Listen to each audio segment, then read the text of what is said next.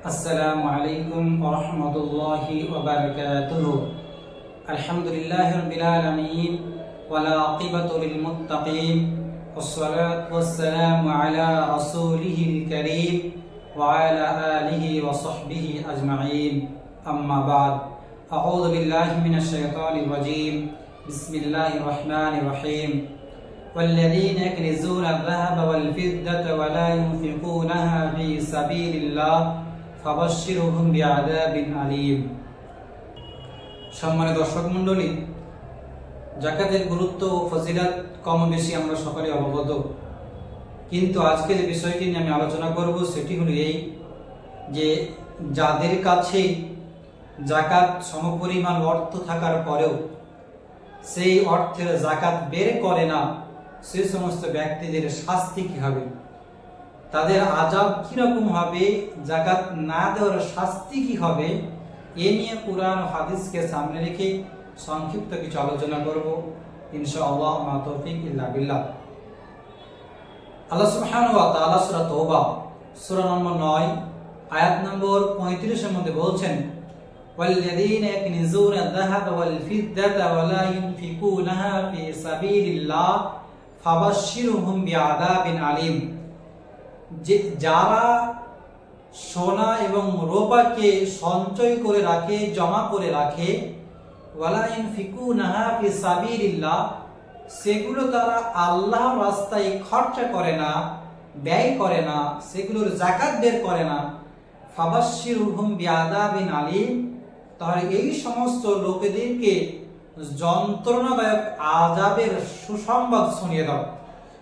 সম্মানিত দর্শক মণ্ডলী, আল্লাহ সুবহানাহু ওয়া তাআলা আয়াতে যেটা বলছেন তা হলো এই যে যাদের কাছে এত পরিমাণ সম্পদ আছে, অর্থ আছে, যে সম্পদের উপরে যাকাত ফরজ হয়ে যাওয়ার পরেও তারা সেই সম্পদের অর্থের যাকাত বের করে না, সেগুলোকে সঞ্চয় করে রাখে, জমা করে রাখে, গচ্ছিত করে রাখে। আল্লাহ বলছে এই সমস্ত ব্যক্তিদেরকে যন্ত্রণাদায়ক আযাবের সুসংবাদ শুনিয়ে দাও। আযাবের কোনোদিন সুসংবাদ হয় না, আযাবের দুঃসংবাদ হয়, আযাবের ভয় দেখানো হয়, কিন্তু আল্লাহ মজা করে বলছে, আল্লাহ তাদেরকে ছোট করে বলছে, ওদেরকে আযাবের সুসংবাদ শুনিয়ে দাও। মনে করে তাদের এই সম্পদ তাদের জন্য অনেক ভালো, কিন্তু বাস্তবে তাদের জন্য আযাবের কারণে অর্থগুলো। আল্লাহ সুবহানাহু ওয়া তাআলা এর পরের আয়াতে বলছেন যে ইয়াউমা ইউমহা আলাইহা ফি নারি জাহান্নামা ফাতুকওয়া বিহা জিবাহুহুম ওয়া জুনুবুহুম ওয়া যুহুরুহুম হাদা মা কানাজতুম লিআনফুসিকুম ফাযুকু মা কুনতুম তাকনিজুন। যে তাদের সেই সঞ্চয় করা অর্থগুলো, জমা করে রাখা অর্থগুলো, যে অর্থের যাকাত বের করা হয়নি, সেই অর্থগুলোকে জাহান্নামের আগুনে উত্তপ্ত করা হবে, গরম করা হবে। এরপরে তাদের দাগ দেওয়া হবে ললাট দেশে, কপালে, তাদের পার্শ্ব দেশে, দুই সাইডে, তাদের পৃষ্ঠদেশে এবং পিঠে দাগ দেওয়া হবে এবং বলা হবে হাদা মা কানাজতুম লিআনফুসিকুম, এটা হলো সেই সম্পদ, সেই অর্থ, যে অর্থ তুমি দুনিয়াতে তোমার নিজের জন্য সঞ্চয় করে রেখেছিলে। অতএব ফাতুকু মা কুনতুম তাকনিজুন, তুমি যে সম্পদগুলো জমা করে রেখেছিলে, সঞ্চয় করে রেখেছিলে, সে অর্থে, সে সম্পদের আজকে মজা চাকো, আজকে স্বাদ আস্বাদন করো। সম্মানিত মুসলিম সমাজ, আল্লাহ সুবহানাহু ওয়া তাআলা কত ভয়ঙ্কর একটি কথা বলছেন ওই ব্যক্তিদের জন্য, ওই মানুষদের জন্য যাদের কাছে এত পরিমাণ সম্পদ আছে, অর্থ আছে, যে সম্পদ অর্থের যাকাত ফরজ, কিন্তু যদি যাকাত না বের করে তাহলে সেই পুরো সম্পদটাকে আল্লাহ সুবহানাহু ওয়া তাআলা জাহান্নামের আগুনে, কিসের আগুন? জাহান্নামের আগুন, দুনিয়ার আগুন থেকে 69 গুণ বেশি উত্তপ্ত হবে, বেশি কষ্টদায়ক হবে, বেশি যন্ত্রণাদায়ক হবে। এই আগুনে ওই অর্থগুলোকে, সম্পদগুলোকে গরম করা হবে, উত্তপ্ত করা হবে, এবং সেই অর্থগুলো ওই অর্থশীলের, ওই সম্পদশালী ব্যক্তির কপালে দাগ দেওয়া হবে, তার পার্শ্বতে দাগ দেওয়া হবে, তার পিঠে দাগ দেওয়া হবে, এক কথায় তার পুরো শরীরেই আল্লাহ সুবহানাহু ওয়া তাআলা সেই অর্থকে দাগ দেবে গরম করে। সম্মানিত দর্শক মণ্ডলী, নবী সাল্লাল্লাহু আলাইহি ওয়াসাল্লাম একটি হাদিসের মধ্যে উল্লেখ করেছেন, যে হাদিসে সহিহ বুখারী 2371 নম্বর হাদিসে, যে সমস্ত সম্পদের যাকাত বের করা হয় না, সেই হক আদায় করা হয় না, সেই সম্পদগুলোকে আল্লাহ সুবহানাহু ওয়া তাআলা বহু পাত তৈরি করবেন এবং সেই পাতগুলোকে পাত্রগুলোকে জাহান্নামের আগুনে উত্তপ্ত করবে। এরপরে সেই পাতগুলো দ্বারা পাত্রগুলো দ্বারা ওই সম্পদশালী ব্যক্তি, যে সম্পদশালী তার মালে যাকাত বের করেনি, তার ললার দেশে অর্থাৎ কপালে, তার পার্শ্ব দেশে এবং পিঠে ওই যাকাত না বের করা অর্থগুলো দ্বারা দাগ দেওয়া হবে। আল্লাহ সুবহানাহু ওয়া তাআলা সূরা আল ইমরান 180 নম্বর আয়াতের মধ্যে বলছেন, ওয়ালা ইয়াহসাবান্নাল্লাযীনা ইয়াবখালুনা বিমা আতাহুমুল্লাহু ফাদলিহি হুয়া খায়রুল লাহুম বাল হুয়া শাররুল লাহুম।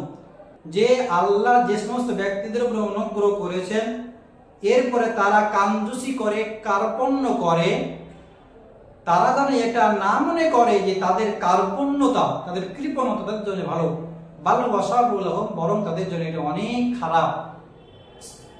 সায়াতাওয়াকুনা মা বাখিলু বিহি ইয়াওমাল কিয়ামাহ, তারা যেগুলো কার্পণ্য করেছে, কৃপণতা করেছে, সেই সম্পদগুলো আল্লাহ সুবহানাহু ওয়া তাআলা তাদের গলায় বেড়ি পরিয়ে দিবেন। তাহলে এই আয়াতে আল্লাহ সুবহানাহু ওয়া তাআলা যেটা বোঝাচ্ছেন যে যাদেরকে আল্লাহ সম্পদশালী বানিয়েছে, অর্থশালী বানিয়েছে, ধনী বানিয়েছে, এবং তারা ধনী হওয়ার পরে তাদের এই সম্পদগুলো আল্লাহ সে খরচা করে না, বরং তারা জমা করে রাখে, কৃপণতা করে, বখলি করে। তারা যেন তাদের কৃপণতাকে ভালো না মনে করে, মনে এটা না করে যে আমার অর্থ আমার কাছে অনেক আছে, আমি আল্লাহ সে খরচা না করে অনেক ভালো কাজ করেছি, না, বরং তাদের জন্য এটা অনেক খারাপ। খারাপটা কি? ওই সম্পদগুলো, অর্থগুলো আল্লাহ সুবহানাহু ওয়া তাআলা তার গলায় বেড়ি হিসেবে পরিয়ে দিবেন। বেড়িটা কিসের থাকবে? নবী মুহাম্মদ সাল্লাল্লাহু আলাইহি ওয়াসাল্লাম একটা হাদিসের মধ্যে বলছেন, হাদিসটি সহিহ বুখারী 1403 এবং 4565 নম্বর হাদিসের মধ্যে আছে। হাদিসে বর্ণনা করে হলেন আবু হুরায়রা রাদিয়াল্লাহু তাআলা আনহু, তিনি বলেন রাসূল সাল্লাল্লাহু আলাইহি ওয়াসাল্লাম বলেছেন, মান আতাহুল্লাহু মালান, যে ব্যক্তিকে আল্লাহ সুবহানাহু ওয়া তাআলা মাল দিয়েছেন, ফালাম ইউদ্দি যাকাতাহু, সেই মালের সে যাকাত বের করে না, মুসিলা লাহু মালহু ইয়াওমাল কিয়ামাতি শুজাআন আকরা লাহু যাবিবাতান, সেই মালগুলোকে আল্লাহ সুবহানাহু ওয়া তাআলা একটি বিষধর সাপে পরিণত করবে, বিষধর সাপ দ্বারা পরিবর্তন করে দিবে। সেই সাপটি হবে নাড়া এবং অনেক বিষধর, তার সাদা মাথায় থাকবে কালো দুটি দাগ, নুক্তাতানে সাওদা, নেই কালো দুটো দাগ থাকবে, তার বিষের কারণে তার মাথা অনেক সাদা হবে এবং ওই সাদা মাথায় তার দুটো ভয়ঙ্কর কালো দাগ থাকবে। ইতাওয়াকুহু ইয়াওমাল কিয়ামাহ, কিয়ামতের দিন ওই সম্পদশালী ব্যক্তির গলায় ত্বক বানিয়ে দেওয়া হবে, গলায় জড়িয়ে দিবে। সুম্মা ইয়াকুদু বিলিহিজিমাতাইহি ইয়ানি শিদকাইহি, এরপরে সাপ তার দুটো মুখ দিয়ে ওই সম্পদশালী ব্যক্তির মুখে কামড়া থাকবে, আক্রমণ করবে, তার এই দুটো মুখ কামড়া থাকবে এবং তার ওই মুখ দিয়ে তার সেই মুখে বিষ ঢেলে দিবে। সুম্মা ইয়াকুল, এরপরে ওই সাপ বলবে, আনা মালুকা আনা কানজুকা, আমি তোমার সম্পদ, আমি তোমার সঞ্চয় করা সম্পদ। এরপরে আল্লাহ সুবহানাহু ওয়া তাআলা, এরপরে নবী মুহাম্মদ সুম্মা তাআলা এরপরে নবী সাল্লাল্লাহু আলাইহি ওয়াসাল্লাম যে আয়াতটি পাঠ করলেন, ওয়ালা ইয়াহসাবান্নাল্লাযীনা ইয়াবখালুনা বিমা আতাহুমুল্লাহু মিন ফাদলি, এই আয়াতটি পাঠ করলেন। সম্মানিত দর্শক মণ্ডলী, এই আয়াত হাদিস থেকে যেটা আমরা বুঝতে পারি যে যাদেরকে আল্লাহ সুবহানাহু ওয়া তাআলা সম্পদ দিয়েছে, টাকা পয়সা ধন দৌলত দিয়েছে, তারা যদি তাদের সেই সম্পদের যাকাত না বের করে, তাহলে সেই পুরো সম্পদগুলোকে, তার ধন দৌলতকে আল্লাহ সুবহানাহু ওয়া তাআলা জাহান্নামে বহু পাত তৈরি করে জাহান্নামের আগুনে উত্তপ্ত করবে এবং সেই পাতগুলো দ্বারা ওই সম্পদশালী ব্যক্তির শরীরে আঘাত করবে, দাগ দিবে, ছ্যাঁকা মারবে।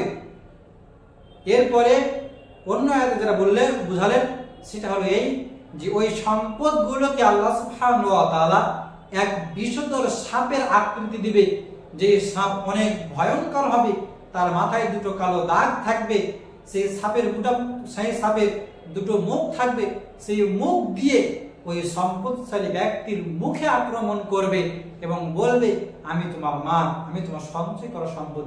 মুখে আক্রমণ করে মুখ দিয়ে তার বিষ ভরে দেবে। এত বিষাক্ত সাপ হবে।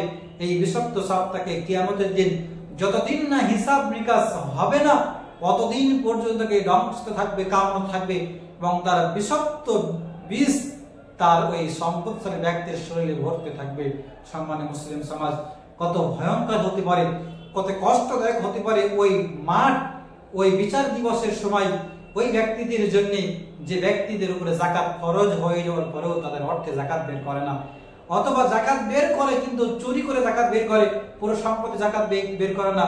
এক কথায় যদি আমরা আল্লাহর এই কঠিন আযাব থেকে পরিত্রাণ পেতে চাই, বাঁচতে চাই, তাহলে যাদের উপরেই জাকাত ফরজ হয়েছে তাদেরকে পরিপূর্ণ হিসাব করে, কোনো চুরি চামারে নয়, যত টাকা আমার কাছে থাকবে আপনার কাছে থাকবে, পুরো 1 টাকা থেকে শুরু করে যত টাকা থাক, যদি সেই সম্পদগুলো জাকাত পরিমাণ হয়, নিসাব পৌঁছে যায়, তাহলে পরিপূর্ণ হিসাব করে সেই হিসাব মোতাবিক জাকাত বের করে জাকাতের যে খাত আছে, যাদের অধিকার আছে, তাদের কাজ পর্যন্ত পৌঁছে দেওয়া। কারণ আল্লাহ সুবহানাহু ওয়া তাআলা এই সম্পদ আমাকে পরীক্ষা করার জন্য দিয়েছে, ভোগ বিলাস করার জন্য দেয়নি, আনন্দ ফুর্তি করার জন্য দেয়নি। অতএব যদি জাকাত না বের করি তাহলে আমার জন্য আপনার জন্য শাস্তি আল্লাহ প্রস্তুত করে রেখেছেন, তৈরি করে রেখেছেন। শুধু আমি মারা যেতে দেরি, যেমনই মারা যাবো তেমনি আমার আযাব শুরু হয়ে যাবে।